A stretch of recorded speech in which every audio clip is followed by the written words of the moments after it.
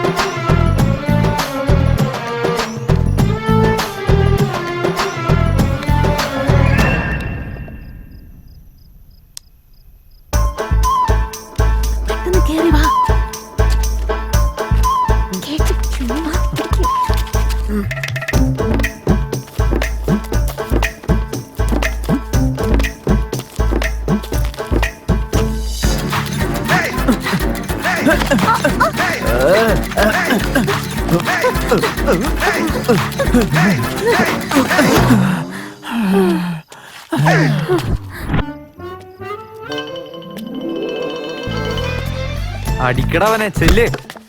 അടുത്ത് നീടി ചെല്ല്. ആ വഴി വിട്ടോ, അടുത്ത ചെല്ല്.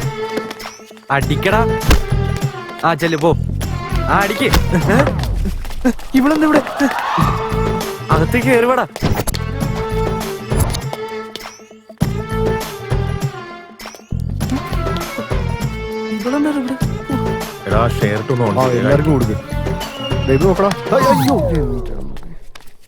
എന്താണ് എല്ലാരും കൂടെ ഇവിടെ ചെയ്യുന്നേ? Diary milk. ഓ അതാണോ? Enjoy enjoy. സൂര്യ അവൻ എവിടെയെങ്കിലും പോയി നോക്ക്. അവൻ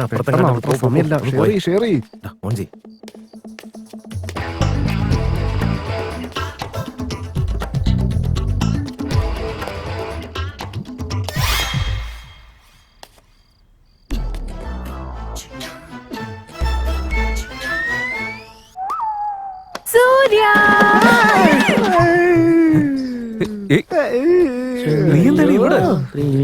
ഇതൊരു ബോയ്സ് ഹോസ്റ്റലല്ലേ? നിനക്ക് തലയ്ക്കൊരു വെളിവില്ലേ? ഇതെങ്ങാനും വാർഡൻ അറിഞ്ഞു കഴിഞ്ഞാണ്ടല്ലോ കയ്യിന്ന് പോകും. പറഞ്ഞേക്കാം. നീ വേഗം ഇവിടെ ഇറങ്ങി പോവാൻ നോക്കിയേ. എവിടേക്ക് വന്നേ? അങ്ങനെ പോകാൻ വേണ്ടി വന്നതല്ല, ഞാൻ നിന്നെ കാണാൻ വേണ്ടി വന്നതാ. എന്നെ കെട്ടിപ്പിടിച്ച് ഒരു ഉമ്മതാ സൂര്യ. എന്താടാ ഇത്? കോളേജ് കുമാരൻ, ഇസ്ലും മഹാരാജൻ. അവള് പ്രണയത്തിന്റെ വല വീശിയപ്പോ ആ വലയിൽ കുരുങ്ങി അവൻ വീർപ്പ് മുട്ടി. ഇത് പനിനീർപ്പൂവിന്റെ പ്രണയകാവ്യം പോലെയുണ്ട്. നീ കുറച്ചു നേരം കൂടി ഇവിടെ തന്നെ നിൽക്കാണെന്നുണ്ടെങ്കിലേ അതിന്റെ പേരിൽ അവനൊരു കവിത ഉണ്ടാക്കും. അതുകൊണ്ട് പോവാൻ നോക്ക്.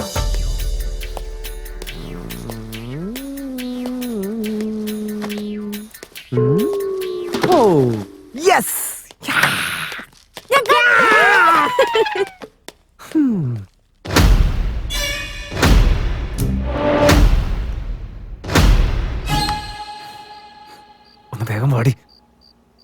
വേഗം ആവട്ടെ. പോക്കോ.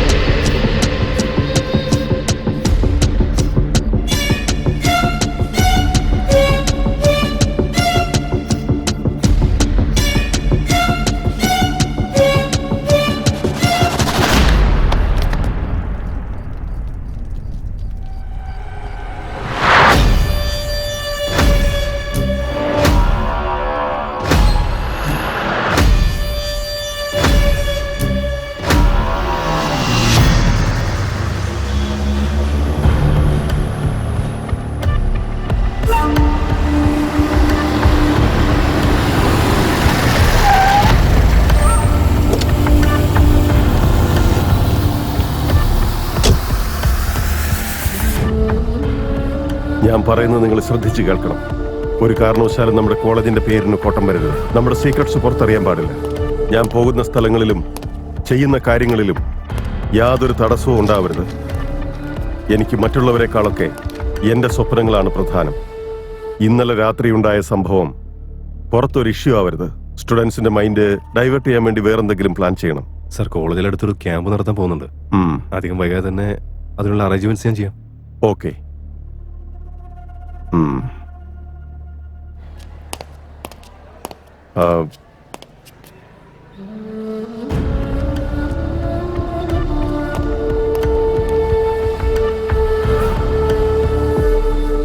ഡിയർ സ്റ്റുഡൻസ്, നമ്മുടെ കോളേജിൽ 7 days ക്യാമ്പ് അറേഞ്ച് ചെയ്തിട്ടുണ്ട്.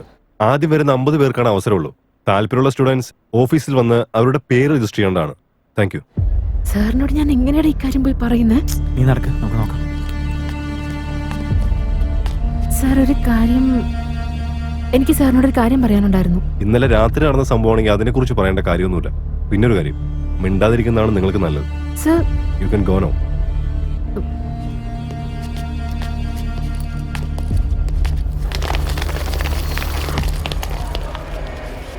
എക്സ്ക്യൂസ് മീ സർ, എന്നോട് വരാൻ പറഞ്ഞിരുന്നു.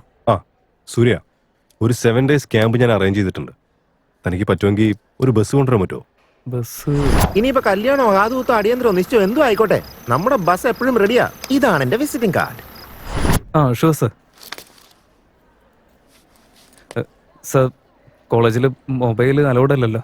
സാറിൻ്റെ മൊബൈലൊന്നും തന്നിരുന്നെങ്കിൽ. ഇതാ.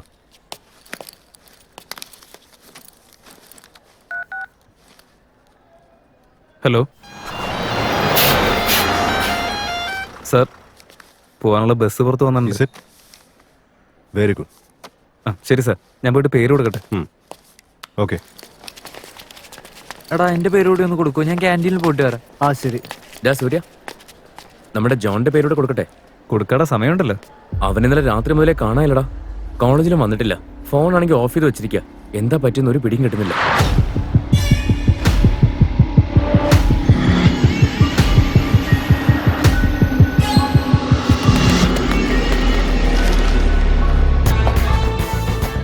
വല്ലതും നടക്കും. നമുക്ക് നോക്കാം.